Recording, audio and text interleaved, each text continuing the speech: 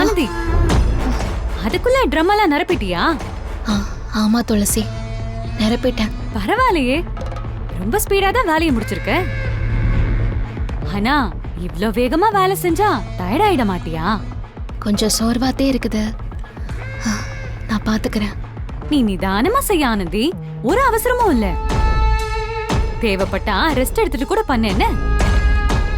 அங்க ஊற வச்சிருக்கிற துணியை மட்டும் நல்லா துவைச்சு போட்டுரு, அப்புறம் நல்லா புழிஞ்சிரு. அதே மாதிரி அத்தைக்கு துணிய இங்க காய போட்டா பிடிக்காது, மொட்டை மாடியில போய் காய போடணும். என்னடா இவ எல்லா வேலையும் நம்ம தலையிலே கட்டுறான்னு நினைச்சிடாத ஆனந்தி, என்னால முடியல. அதான்.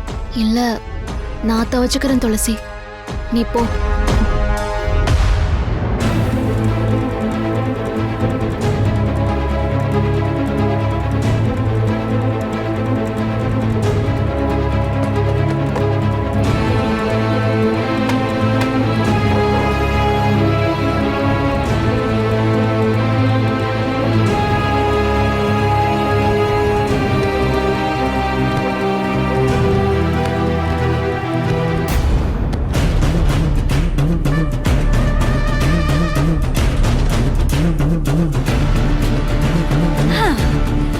அத்தை, அவ துணி துவைக்க ஆரம்பிச்சிட்டா.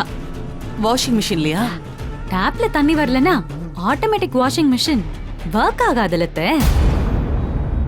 இன்னைக்கு நம்ம வீட்டுக்கு வாஷிங் மிஷின் ஆனந்தி தான்.